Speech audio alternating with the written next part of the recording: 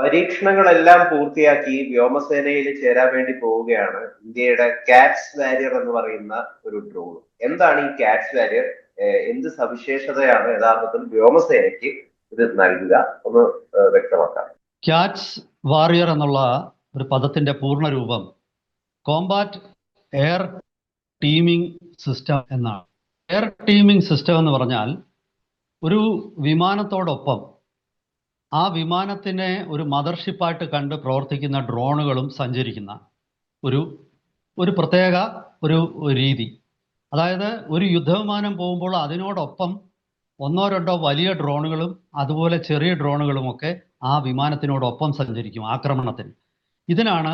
അതിന് ലോയൽ വിങ്മാൻ എന്നും പറയും. ഇങ്ങനെ ഒരു അതിനൂതനവും അതുപോലെ തന്നെ ലോകത്തെ തന്നെ ഞെട്ടിക്കുന്നതുമായിട്ടുള്ള ഒരു പദ്ധതി ഹിന്ദുസ്ഥാൻ എയറോനോട്ടിക്സ് ലിമിറ്റഡ് അത് വിഭാവനം ചെയ്തിരുന്നു. 2021 ഇതിൻ്റെ ഒരു ആശയം വിഭാവനം ചെയ്തത്. ഈ വർഷം തുടക്കത്തിൽ ജാനുവരിയിൽ ബാംഗ്ലൂരിൽ നടന്ന ഒരു അന്താരാഷ്ട്ര എയർ ഷോയിൽ ഈ കാറ്റ്സ് വാരിയർ എന്ന് പറയുന്ന ലോയൽ വിങ്മാൻ വിമാനം പ്രദർശിപ്പിച്ചിരുന്നു. ആ വിമാനത്തിന്റെ പ്രോട്ടോടൈപ്പാണ് അവിടെ പ്രദർശിപ്പിച്ചത്. അപ്പോൾ ഈ വിമാനത്തിന്റെ പറക്കൽ ഈ വർഷം അവസാനം ഉണ്ടാകും എന്നാണ് കരുതപ്പെട്ടിരുന്നത്. അത് എത്രത്തോളം അതിന്റെ പുരോഗതി എത്തിയിരിക്കുന്നു എന്ന് നമുക്ക് കൃത്യമായിട്ട് അറിഞ്ഞുകൂടാ. കാരണം ഇത് അതീവ രഹസ്യമായിട്ട് നടപ്പാക്കുന്ന ഒരു പ്രോജക്റ്റാണ്. ഇങ്ങനത്തെ ആശയം അമേരിക്കയ്ക്കും ചൈനയ്ക്കും ഉണ്ട്, പക്ഷേ ലോകത്തെങ്ങും ഇത് ഇതുവരെ പ്രായോഗികമായിട്ടില്ല. ഈ കാറ്റ്സ് വാരിയറിന്റെ ഒരു പ്രത്യേകത, ഇത് HAL നിർമ്മിക്കുമെന്നത് ഒറ്റയ്ക്കല്ല.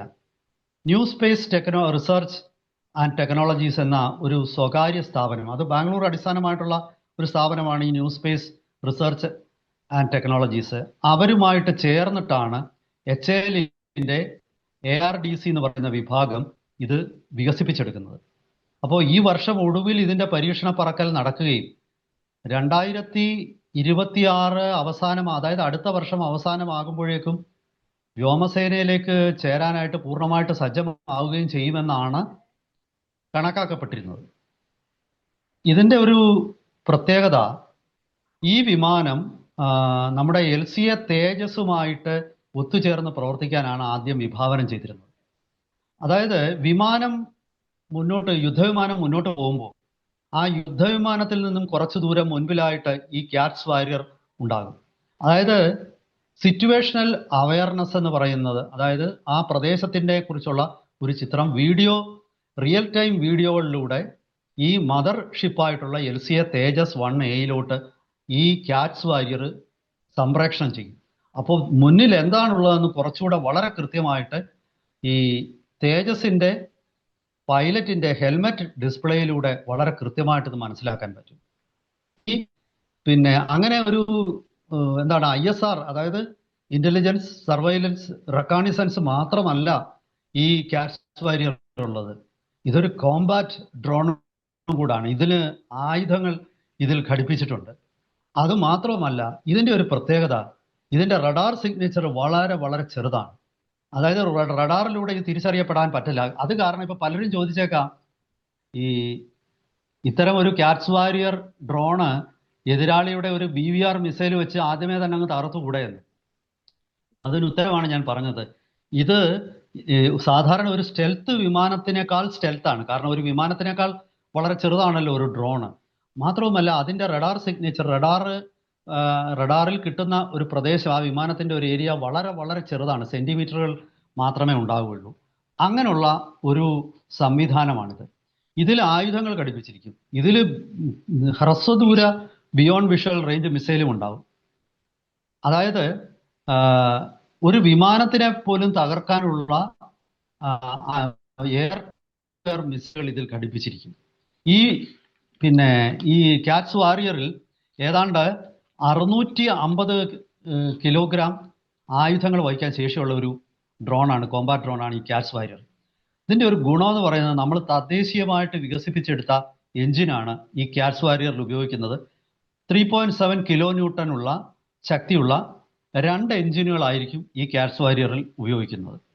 അപ്പോൾ അത് ഹിന്ദുസ്ഥാൻ എയറോനോട്ടിക്സ് തന്നെ ലിമിറ്റഡ്, HAL തന്നെ വികസിപ്പിച്ചെടുത്ത എഞ്ചിനുകളാണ്. അപ്പോൾ എഞ്ചിന് വേണ്ടി നമുക്ക് വേറെ ആരെയും ആശ്രയിക്കേണ്ട കാര്യമില്ല. ഈ ഒരു വിമാനം എല്ലാത്തരം അത്യന്താധുനിക സംവിധാനങ്ങളുണ്ട്. ഇപ്പോൾ ഉദാഹരണത്തിന് ഞാൻ പറഞ്ഞാൽ എയ്സ റഡാറുണ്ട്. അതായത് ഇലക്ട്രോണിക്കലി സ്കാൻഡ് അറേ റഡാറുകളുണ്ട്. അതുപോലെ തന്നെ പിന്നെ ഈ പ്രിസിഷൻ മിസൈലുകൾ, ബോംബുകൾ ഇതിൽ ഘടിപ്പിച്ചിട്ടുണ്ട്. ഈ വിമാനത്തിന്റെ ഈ കാറ്റ്സ് വാരിയറിന്റെ ഏറ്റവും വലിയ ഗുണമെന്ന് പറയുന്നത് ഇതിന് അണ്ടർബെല്ലിയിൽ, അതായത് ഈ ഡ്രോണിന്റെ പുറത്തല്ല ഇതിന്റെ ഈ വെപ്പൺ സ്ക്വാഡ് ഉള്ളത്. അതായത് ഇന്റേണൽ ബേ ഉണ്ട്, അകത്തായിരിക്കും ആയുധങ്ങൾ സൂക്ഷിച്ചിരിക്കുന്നത്. അപ്പോൾ ആയുധങ്ങൾ പ്രയോഗിക്കേണ്ട സമയത്ത് അത് പുറത്തേക്ക് വന്നിട്ട് അങ്ങനെയാണ് ഈ ആയുധം പ്രയോഗിക്കുന്നത്. അപ്പോൾ ഈ ഇന്റേണൽ ബേ എന്ന് പറഞ്ഞാൽ ഇപ്പോൾ യഥാർത്ഥത്തിൽ ഈ F-22 റാപ്റ്ററിന് അല്ലെ F-35 അല്ലെങ്കിൽ ചൈനയുടെ J-10 ചെങ്ഡു, J-20 ചെങ്ഡുവിനും ഒക്കെ ആ രീതിയിലുള്ള റഡാർ സിഗ്നേച്ചർ വളരെ കുറയ്ക്കാൻ സഹായിക്കുന്ന ഇന്റേണൽ ബേയിലാണ് ആയുധങ്ങൾ സൂക്ഷിക്കുന്നത്. അത് ഈ കാറ്റ്സ് വാരിയറിന്റെ ഒരു പ്രത്യേകതയാണ്. പക്ഷെ ഞാൻ ഇതിന്റെ അടിസ്ഥാന പാരാമീറ്റേഴ്സിനെ കുറിച്ചൊക്കെ പറഞ്ഞെങ്കിലും ഒന്ന് രണ്ട് കാര്യം ഇവിടെ ഞാൻ പറയാം. അതായത് ഏതാണ്ട് 700 കിലോമീറ്ററിലധികം വേഗതയിൽ ഇത് സഞ്ചരിക്കും. അതൊരു വലിയ നേട്ടമാണ്. കാരണം ഏറ്റവും ഒടുവിൽ ഇപ്പോൾ ഡ്രോണുകളെ സംബന്ധിച്ച് വന്നിരിക്കുന്ന ഒരു പ്രതിസന്ധി, ഈ സ്ലോ മൂവിങ് ആയിട്ടുള്ള ഡ്രോണുകൾ ഈ അതായത് റഷ്യ യുക്രൈൻ യുദ്ധം തൊട്ട് സ്ലോ മൂവിങ് ഡ്രോണുകളെ കൃത്യമായിട്ട് കൈകാര്യം ചെയ്യാനുള്ള മിസൈലുകൾ ഇപ്പോൾ എല്ലാ ആർമികളുടെയും കൈവശം എത്തിയിരിക്കുന്നു. ഈ കഴിഞ്ഞ ദിവസം ഞാനൊരു വാർത്ത വായിച്ചു. അതായത് സുഡാനിൽ ഇപ്പോൾ ഒരു ആഭ്യന്തര സംഘർഷമാണ്.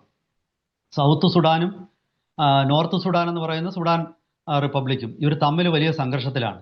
അപ്പോൾ ഔദ്യോഗിക സർക്കാർ ഭരിക്കുന്ന നോർത്ത് സുഡാൻ തുർക്കിയുടെ ബൈറക്ടർ, അതുപോലെ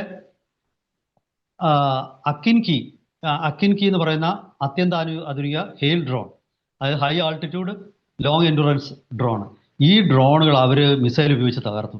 അത് തുർക്കിക്ക് പോലും വലിയൊരു അടിയാണ്. അതായത് ഇനി വരുന്ന കാലങ്ങളിൽ സബ്സോണിക് ഡ്രോണുകൾക്ക് വലിയ പ്രസക്തിയില്ല. ഇതൊക്കെ തന്നെ ഒരു 250 കിലോമീറ്റർ മണിക്കൂറിൽ വേഗത്തിൽ അല്ലെങ്കിൽ 400 കിലോമീറ്ററിൽ താഴെ വേഗത്തിൽ സഞ്ചരിക്കുന്ന സബ്സോണിക് ഡ്രോണുകളാണ്. ഇതൊക്കെ ഇംഗ്ലീഷിൽ പറഞ്ഞാൽ സിറ്റിംഗ് ഡക്ക് എന്ന് പറയുന്ന, അതായത് വളരെ നിസ്സാരമായിട്ട് മിസൈൽ കൊണ്ട് ഇതിനെയൊക്കെ തകർക്കുന്ന ഒരു സ്ഥിതിയിലേക്ക് കാര്യങ്ങൾ എത്തുക. അങ്ങനെ വരുമ്പോൾ സൂപ്പർസോണിക് ഡ്രോണുകളുടെ കാലമാണ് വരാൻ പോകുന്നത്. നമ്മളുടെ ഈ കാറ്റ്സ് വാരിയർ ഒരു സൂപ്പർസോണിക് ഡ്രോണായിട്ട് മാറും. ഇപ്പോൾ തന്നെ സാധാരണ ഡ്രോണുകൾ ഏതാണ്ട് മാക്ക് 1 ശബ്ദത്തിനോട് അടുപ്പിച്ച മണിക്കൂറിൽ 1000 കിലോമീറ്ററിനോട് അടുപ്പിച്ച വേഗതയുണ്ട്. ഏതാണ്ട് 800 കിലോമീറ്റർ, 795 എന്തോ ആണ് ഇതിന്റെ മണിക്കൂറിലെ വേഗത. അതിപ്പോൾ സാധാരണയുള്ള സ്ലോ മൂവിംഗ് ഡ്രോണിൽ നിന്ന് കുറച്ചുകൂടെ വ്യത്യസ്തമാണ്. ഇത് വരും ദിവസങ്ങളിൽ ഇതിന്റെ എഞ്ചിന്റെ ശക്തി വർദ്ധിപ്പിച്ചിട്ട് ഇതൊരു സൂപ്പർസോണിക് ഡ്രോണായിട്ട് തന്നെ മാറാനുള്ള സാധ്യതയാണ് ഞാൻ കാണുന്നത്. അതുപോലെ ഇതിന് 30,000 സർവീസ് സീലിംഗ് എന്ന് പറയുന്ന 30,000 അടി ഉയരമാണ്.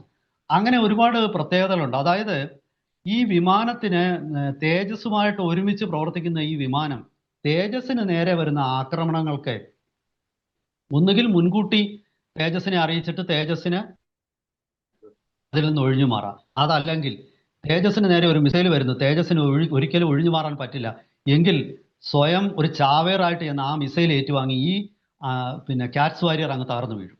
ഇത് തേജസ്സിനെ അപേക്ഷിച്ച് വളരെ ചെലവ് കുറഞ്ഞ ഒരു ഡ്രോണാണ്. അങ്ങനെ ഈ വിമാനത്തിന് നേരെ വരുന്ന മിസൈലുകളെ തടുക്കാനുള്ള ഏതാണ്ട് ഒരു ഡീക്കോയ് പോലെ പ്രവർത്തിക്കാനുള്ള ഒരു അതിൻ്റെ ഒരു കഴിവും ഈ വിമാനത്തിനുണ്ട്. അപ്പോൾ ചുരുക്കി പറഞ്ഞാൽ ഇത് ആകാശ യുദ്ധത്തിൽ ഒരു പുതിയ ചരിത്രം സൃഷ്ടിക്കാൻ പോവുകയാണ്. ഇതിന് ആർട്ടിഫിഷ്യൽ ഇന്റലിജൻസ് ഉപയോഗിക്കുന്ന ഈ ഡ്രോണുകൾക്ക് ടാർഗറ്റിനെ സ്വയം കണ്ടെത്താനും നശിപ്പിക്കാനും അതുപോലെ ഓട്ടോണമസ് ആയിട്ട് ടേക്ക് ഓഫ് ലാൻഡിങ് ചെയ്യാനും അങ്ങനെയൊക്കെയുള്ള ഒരുപാട് കഴിവുകളുള്ളതാണ്. അപ്പോൾ ഈ വിമാനം, ഈ മദർഷിപ്പ് എന്ന് പറയുന്ന, ആദ്യം നമ്മൾ തേജസ്സുമായിട്ട് മാത്രമാണ് ഇപ്പോഴത്തെ ഏറ്റവും ഒടുവിൽ ഞാൻ മനസ്സിലാക്കുന്ന ഇത് SU-30 MKI-യുമായിട്ട് ഇൻ്റഗ്രേറ്റ് ചെയ്യാൻ പറ്റും, സിങ്ക് ചെയ്യാൻ പറ്റും. അങ്ങനെ ഇന്ത്യയുടെ കൈവശമുള്ള 2 പ്രധാനപ്പെട്ട വിമാനങ്ങളുമായിട്ട് യോജിച്ച് പ്രവർത്തിക്കാൻ പറ്റുന്ന ഒരു ഡ്രോൺ ആയിരിക്കും, അല്ലെങ്കിൽ ഇതിന് ഏതാണ്ട് ഒരു റോബോട്ട് ഡ്രോൺ എന്ന് വേണമെങ്കിൽ നമുക്ക് പറയാം. അങ്ങനെയുള്ള ഒരു ഡ്രോൺ ആയിരിക്കും ഈ ലോയൽ വിങ്മാൻ. ഒരുപക്ഷെ ഒരു തേജസ്സിനൊപ്പം ഇത്തരത്തിലൊരു 2-3 ആയിരിക്കും ഒരുമിച്ച് പോകുന്നത്. അപ്പോൾ തീർച്ചയായിട്ടും ഒരു മൾട്ടി ഡയമെൻഷണൽ അവയർനെസ് തേജസിന്റെ പൈലറ്റിന് ഇത് കൊടുക്കാൻ സാധിക്കും. ഇവിടെ ഒരേ ഒരു ചോദ്യമേ എനിക്കുള്ളൂ, 2024 തുടങ്ങിയ ഈ പ്രോജക്റ്റിന്റെ പുരോഗതി എത്രമാത്രമാണ്? അതായത് ഈ വർഷം ഇതിന്റെ പരീക്ഷണ പറക്കൽ നടക്കുമോ ഇല്ലയോ? പ്രതീക്ഷിച്ചതുപോലെ 2026 ഈ ലോയൽ വിങ്മാൻ കാറ്റ്സ് വാരിയർ നമ്മുടെ സൈന്യത്തിന്റെ ഭാഗമാകുമോ? ഈ HAL കാലതാമസത്തിന് വളരെ ദുഷ്പേര് കേട്ട ഒരു സ്ഥാപനമാണ്. HAL കൊണ്ട് ഇത് സാധിക്കുമോ എന്നുള്ളതാണ് ഇവിടെയുള്ള ഒരു പ്രധാന ചോദ്യം. കാരണം ഈ കാറ്റ്സ് വാരിയർ ഇല്ലെങ്കിൽ തേജസിന്റെ പകുതി ശക്തി പോയതുപോലെ ആയിരിക്കും. ഈ കാറ്റ്സ് വാരിയർ ഒപ്പമുള്ള ഒരു തേജസ് ഏതൊരു 5th ജനറേഷൻ വിമാനത്തെക്കാളുമോ അല്ലെങ്കിൽ അതിനപ്പുറമോ ശേഷിയുള്ള ഒരു വിമാനമായിട്ട് മാറും. അവിടെ 5th ജനറേഷൻ എന്ന് പറയുന്ന തേജസിന്റെ കുറവുകൾ, അതിന്റെ ലാക്ക് ഓഫ് സ്റ്റെൽത്ത്, അല്ലെങ്കിൽ അതിന്റെ കൈവശമുള്ള BVR മിസൈലുകളുടെ റേഞ്ചുകളുടെ ഒരു കുറവ്, ഇതൊക്കെ തന്നെ പരിഹരിക്കാൻ ഈ കാറ്റ്സ് വാരിയറിന് കഴിയും. കാരണം കാറ്റ്സ് വാരിയർ ആണ് പ്രത്യക്ഷത്തിൽ ഈ ആക്രമണം നടത്താൻ പോകുന്നത്. തേജസ് പിറകിൽ നിന്നുകൊണ്ട് നിയന്ത്രിക്കുകയുള്ളൂ. എന്തായാലും ശരി, വരും ദിവസങ്ങളിൽ ഇതിന്റെ പുരോഗതി മാധ്യമങ്ങളിൽ കൂടി അറിയുകയാണെങ്കിൽ തീർച്ചയായിട്ടും നമുക്ക് നമ്മുടെ പ്രേക്ഷകരെ കൂടുതൽ വിശദമായിട്ട് പുരോഗതിയെക്കുറിച്ച് പറഞ്ഞ് അവർക്ക് കൂടുതൽ ഇൻഫർമേഷൻ കൊടുക്കാം. ഇത് സർക്കാർ വളരെ രഹസ്യമായിട്ട് ചെയ്യുന്ന ഒരു പ്രോജക്റ്റ് ആയതുകൊണ്ട് ഇതിന്റെ അധികം വിവരങ്ങളൊന്നും നമുക്ക് പബ്ലിക് ഡൊമൈനിലില്ല. ലഭ്യമായ സർക്കാർ പുറത്തുവിടുന്ന വിവരങ്ങളുടെ അടിസ്ഥാനത്തിലാണ് നമ്മൾ ഈ വിശകലനം ഇപ്പോൾ നടത്തിയത്. ഇതാണ് ഇതിന്റെ ഒരു ഇപ്പോൾ ഉള്ള ഏറ്റവും പുതിയൊരു ഇൻഫർമേഷൻ. Thank you.